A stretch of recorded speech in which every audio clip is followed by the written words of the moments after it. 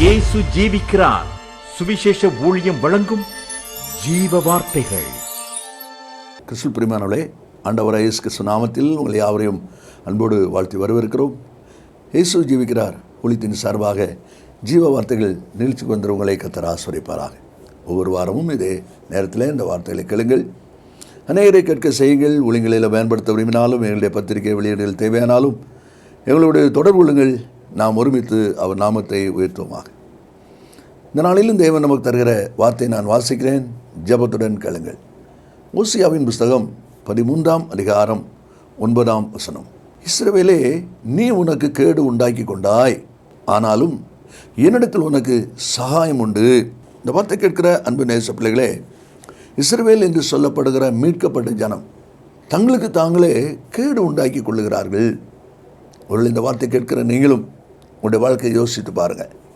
கோபத்தினால, எரிச்சல்னால, முன்னோள்ள பகை வைராக்கியத்தினால தவறுகள், குறைவுகள் வாழ்க்கையில் வருவதற்கு பல வாய்ப்புகள் இருக்கிறது.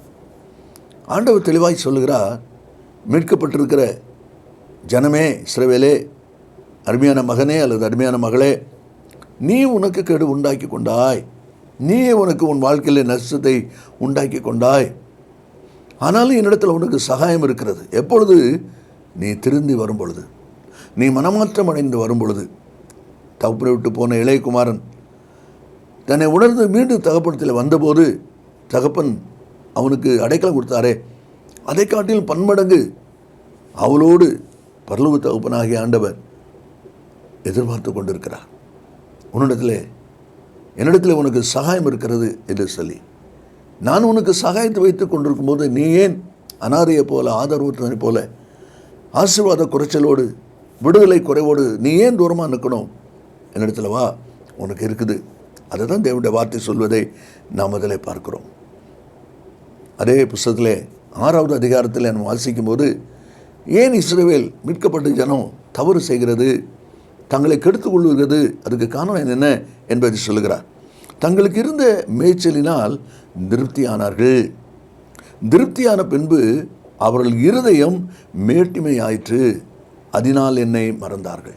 தங்களுக்கு இருந்த மேய்ச்சலினால், ஆசீர்வாத பெருக்கினால, கர்த்தர் ஆசீர்வாத மேன்மையை, கையின் பிரயாசத்தை ஆசீர்வதித்து மேன்மைக்குரிய நிலைமையில கொண்டு வரும் பொழுது மேய்ச்சலினால் திருப்தியானார்கள். திருப்தியான பின்பு அவருடைய இருதயம் மேட்டிமையாயிற்று, பெருமை வருகிறது. அது நிமித்தம் என்னை மறந்தார்கள். கர்த்தரை மறக்கிறதான சூழ்நிலைகள் வரும்பொழுது கேடு உண்டாக்குகிற காரியம் செயல்பட ஆரம்பிக்கிறது.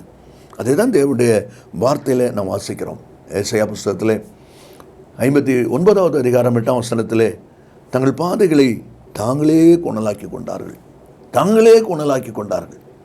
உங்களுடைய வாழ்க்கையை யோசித்து பாருங்கள்.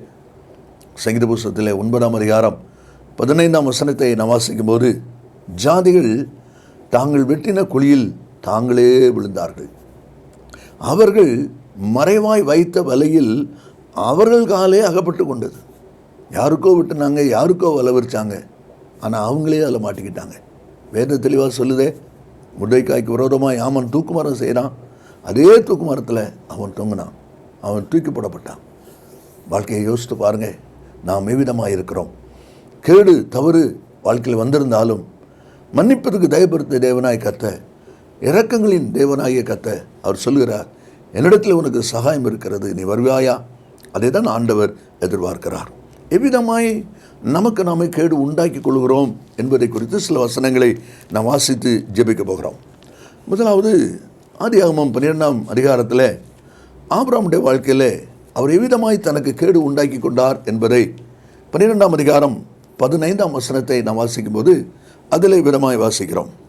பார்வோனுடைய பிரபுக்களும் அவளை கண்டு, சாராய் கண்டு, பார்வோனுக்கு முன்பாக அவளை புகழ்ந்தார்கள். அப்பொழுது அந்த ஸ்திரீ பார்வோனுடைய அரண்மனைக்கு கொண்டு போகப்பட்டாள். ஆபிரகாமுடைய மனைவியாகிய சாராய் பார்வோனுடைய அரண்மனைக்கு கொண்டு போகப்பட்டாள். தன்னுடைய மனைவியை இழந்து பரிதாபமான ஒரு நிலைமையிலே ஆபிரகாம் நின்று கொண்டிருக்கிறான். ஆபிரகாமே, உனக்கு நீ கேடு உண்டாக்கி கொண்டாய். ஆண்டவர் நமக்கும் நம்முடையவைகளுக்கும் வேலை அடைத்து பாதுகாக்கிற தேவன். யோபு 1:10 வாசிக்கிறோம். அப்படி இருக்கும்போது எப்படி இந்த ஆபிரகாமுடைய மனைவி பார்வோனுடைய அரண்மனைக்கு கொண்டு போகப்படுகிறாள்? அப்படிப்பட்ட ஒரு வேதனை நடப்பதற்கு காரணம் என்ன என்பதை நாம் வாசிக்கும் போது 12ஆம் வசனத்தில், எகிப்தியர் உன்னை காணும்போது இவள் என்னுடைய மனைவி என்று சொல்லி என்னை கொண்டு போட்டு உன்னை உயிரோடு வைப்பார்கள். இவள் ஆபிரகாமுடைய மனைவின்னு சொன்னால் ஆபிரகாம் கொண்டு போட்டுருவாங்களாம். அவனுக்கு ஒரு எண்ணம். அது மட்டும் அல்ல, 13ஆம் வசனத்தில் அவன் சொல்லுகிறான், உன்னாலே என் உயிர் பிழைக்கும்படி நீ உன்னை என் சகோதரி என்று சொல்லு. சகோதரின்னு சொன்னேன்னா எனக்கு உயிர் பிச்சை கிடைக்கும், இல்லைன்னா என்னை கொடு விடுவாங்க. அப்படி ஒரு பயம் அவனுக்குள்ளே வருகிறதை நாம் அதில் பார்க்கிறோம். இதுக்கு என்ன காரணம்? வேதம் என்ன சொல்லுகிறது? தானியேல் புஸ்தகம் 4ஆம் அதிகாரம் 5ஆம் வசனத்தை நான் வாசிக்கும் போது, எனக்குள் உண்டான நினைவுகள் என்னை கலங்க பண்ணிற்று. நல்ல கவனிங்க, ஆபிரகாமுக்குள்ளே உண்டான நினைவுகள் ஆபிரகாமை கலங்க பண்ணிற்று. என்ன நினைவுகள் உண்டாகிறது? அவள் அழகாக இருக்கிறா. தேசத்தில் மனைவின்னு சொன்னால் நம்மளை கொண்டு விடுவாங்க, ஆனால் சகோதரின்னு சொன்னால் நம்மளை கொல்ல மாட்டாங்க. இப்படிப்பட்ட ஒரு கேடான ஒரு சிந்தை, ஒரு மதியீனமான ஒரு சிந்தை பயத்து நிமித்தம் அவனுக்கு வருகிறது. அதனால் அவன் சொல்கிறான், நீ சகோதரின்னு சொல்லிடு. அவளும் சரி, எஜமானுக்கு கீழ்ப்படுகிறவள் அல்லவா, கணவனுக்கு கீழ்ப்படுகிறவள் அல்லவா, அவனும் சரின்னு சொல்லிட்டா.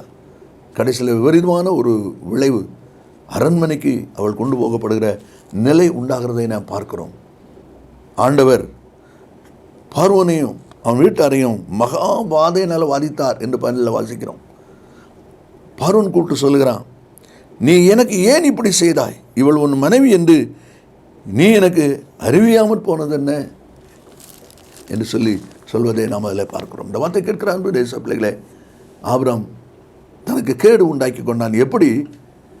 எகிப்தியரை குறித்த ஒரு பயம், அச்சம் அவனுக்கு வந்ததுனால அவன் தன்னுடைய நினைவுகளால் தன்னைத்தானே கலங்கி பயந்து இவ்விதமாய் தன் மனைவியை மனைவி என்று சொல்ல தைரியம் இல்லாமல் சகோதரி என்று சொல்லி இப்படிப்பட்ட ஒரு இக்கட்டான நெருக்கடியான காலத்துக்குள்ளே சிக்கி கொண்டான். உங்களுடைய வாழ்க்கையை யோசித்து பாருங்கள். தேவையில்லாத பயத்துக்கு நீங்கள் இடம் கொடுப்பீங்கன்னா, மன குழப்பத்துக்கு இடம் கொடுப்பீங்கன்னா, உங்களுக்கு நீங்களே கேடு உண்டாக்கக்கூடியவர்களாய் இருப்பீர்கள் என்பதை தான் இந்த வார்த்தை சொல்வதை நாம் அதில் பார்க்கிறோம். நீ 2வது ஒரு அனுபவத்தை நான் வாசிக்கும்போது, யோனாவின் புஸ்தகம் 1ஆம் அதிகாரம் 5ஆம் வசனத்தை நாம் வாசிக்கும்போது அதிலே விதமாய் வாசிக்கிறோம். யோனா 1ஆம் அதிகாரம் 5ஆம் வசனம், கப்பற்காரர் பயந்து அவனவன் தன் தேவனை நோக்கி வேண்டுதல் செய்து பாரத்தை லேசாக்கும்படி கப்பலில் இருந்த சரக்குகளை சமுத்திரத்தில் எரிந்து விட்டார்கள். கப்பலில் இருந்த சரக்குகளை சமுத்திரத்தில் எரிந்து விட்டார்கள். என்ன அவசியம்? காற்று அடிக்கிற வேகம், காற்று மோதுகிற வேகம், அதை பார்த்த உடனே எங்கே கப்பல் கவிழ்ந்துருமோன்னு சொல்லி பயந்து, அதான் இந்த வசனத்தில் 4ஆம் வசனத்தில் நம்ம வாசிக்கிறோம், கடலிலே கப்பல் உடையும் என்று நினைக்கத்தக்க பெரிய கொந்தளிப்பு உண்டாயிற்று. உடையாது. ஏன்னா கர்த்தர் அனுபவிச்சிருக்கிற காற்று கப்பலை உடைக்கிறதுக்கு இல்லை, வழிமாறி போகிற, வார்த்தை மீறி போகிற யோனாவை வெளித்தரணும். அதுதான் ஆண்டோடைய சித்தம், அதுதான் ஆண்டோடைய திட்டம். ஆனால் காற்று அடிக்கிற வேகத்தை பார்த்த உடனே கப்பல் உடைஞ்சிருமோன்னு பயந்து இவங்களே சரக்குகளெல்லாம் அள்ளி வெளியே போட்டாங்க, தண்ணியில் போட்டாங்க, சமுத்திரத்தில் போட்டாங்க. ஏன்னா அந்த நாட்கள் அப்படிப்பட்ட ஒரு அனுபவம் இருந்திருப்பதை நாம் அதில் பார்க்க முடிகிறது.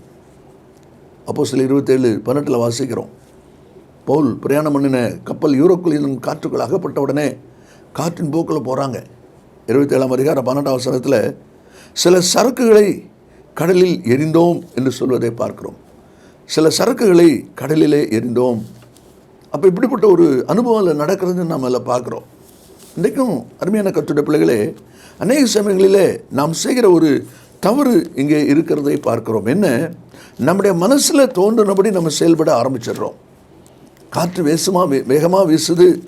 காற்று வீசுகிற அனுபவத்தை பார்க்கும்போது இதுக்கு மேலே நம்ம பொறுமையாக இருந்தால் கப்பல் உடைஞ்சிரும் அப்படின்னு சொல்லி பயந்து தான் அவங்க அவிதமாய் செய்கிறதை நாம் அதில் பார்க்குறோம். ஆனால் ஆண்டவர் காற்றை விட்டது கப்பலை உடைக்க அல்ல.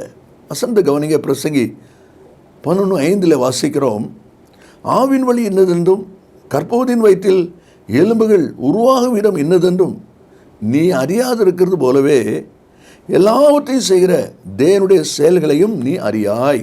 எல்லாவற்றையும் செய்கிற தேவனுடைய செயல்களை நீ அறியாய். காற்றர் ஏன் பெருங்காற்றை விட்டிருக்கிறார் என்பதை நீ அறியாய். அதனால நீ பயந்து போய் உன் சரக்குகளெல்லாம் தூக்கி போட்டிய. பின்னால் நம்ம வாசிக்கிறோம் 12ஆம் வசனத்தில் யோனா சொல்கிறாரு, என் நிமித்தம் தான் அந்த பிரச்சனை, என்ன தூக்கி போட்டுருங்க, சரியாயிரும். அதே போல் பின்னால் நம்ம வாசிக்கிறோம் 15வது வசனத்தில் யோனாவை எடுத்து சமுத்திரத்திலே போட்டு விட்டார்கள். சமுத்திரம் தன் மும்புறத்தை விட்டு அமர்ந்தது. அப்போ போட வேண்டியது யார்? யோனா. அவங்க என்ன போட்டாங்க? சரக்கெல்லாம் தூக்கி போட்டாங்க. இன்றைக்கி அநேக சமயத்தில் எதை நீக்கணுமோ அதை நீக்கு, வாழ்க்கை சமாதானமாக இருக்கும், ஊழியம் சமாதானமாக இருக்கும், குடும்பம் சமாதானமாக இருக்கும். அதை விட்டுட்டு தேவையில்லாம் தூக்கி போட்டு தங்களுக்கு தாங்களே கேடு உண்டாக்கி கொண்டார்கள். இஸ்ரவேலே, நீ உனக்கு கேடு உண்டாக்கி கொண்டாய். இந்த கப்பல் இருக்கிற எஜமானே, கப்பல் மாலுமியே, நீயே உனக்கு நஷ்டத்தை உண்டாக்கி கொண்டாய். உன்னிடத்தில் இருக்கிற உனக்கு தேவையான சரக்கு நீயே தூக்கி போட்டிய. யோனாவெல்லாம் போடணும். நீ சரக்கு போட்ட உடனே கப்பல் அமைதலாச்சுதா, கடல் அமைதலாச்சுதா? உன்னால் முடிஞ்சுதா? முடியல. யோனாவை தூக்கி போட வேண்டிய பதில் சரக்கு தூக்கி போட்டு உனக்கு நீ நஷ்டத்தை உண்டாக்கிட்டே. அதான் ஆண்டவர் கேட்குறாரு, இஸ்ரவேலே, நீ உனக்கு கேடு உண்டாக்கி கொண்டாய். இன்றைக்கு தேவனுடைய பிள்ளைகள் எவ்விதமாய் நாம் செயல்படுகிறோம் என்பதை கொஞ்சம் யோசித்து பாருங்கள். அதான் 2வது ஒரு அனுபவம். இனி 3வது ஒரு அனுபவம். ஆதியாகமம் 16ஆம் அதிகாரம் 6வது வசனத்தை நாம் வாசிக்கும் போது, சாராய் ஆகாரை கடினமாய் நடத்தினபடியால் அவளை விட்டு ஓடி போனாள். சாராள் கடினமாய் நடத்தினாள். அது நிமித்தம் இந்த ஆகார் சாரை விட்டு ஓடி போனாள் என்று சொல்லி அந்த வார்த்தையில் நம்ம வாசிக்கிறோம். நல்லா யோசித்து பாருங்கள். இதே சாராய் கிருபை வச்சு தயை வச்சு தான் ஆகாருக்கு ஒரு வாழ்க்கையே கிடைச்சிது. அந்த நாட்களில் அடிமை பெண்களுக்கு வாழ்க்கை கிடைப்பதே அபூர்வம், வாழ்க்கையே கிடைக்காது. அவங்க விரும்பி அப்படி ஒன்றும் செய்ய முடியாது. ஆனால் இவளுக்கு கிடைச்ச வாழ்க்கை ஒரு மேன்மையான வாழ்க்கை இந்த ஆகாருக்கு. 2ஆம் வசனத்தில் வாசிக்கிறோம், ஆகாரால் என் வீடு கட்டப்படும் என்று சொல்லி அவர் சொல்கிறா. 10 வருஷம் ஆபிரகாம்கிட்ட போராடுறா. வசனத்தில் நீங்கள் வாசி பார்த்தீங்கன்னா சொல்லப்பட்டிருக்கு, சாராயின் வார்த்தைக்கு ஆபிரகாம் செவி கொடுத்தான். சாராய் சொன்ன உடனே என்னுடைய அடிமை பெண்ணோடு சேரும், அவளால் என் வீடு கட்டப்படும். அந்த வார்த்தைக்கு கேட்டான் உடனே கீழ்ப்படிஞ்சான் இருக்கு. இல்லை, 10 வருஷம் கழித்து தான் ஆபிரகாம் ஆகாருக்கு இடம் கொடுக்குறான்.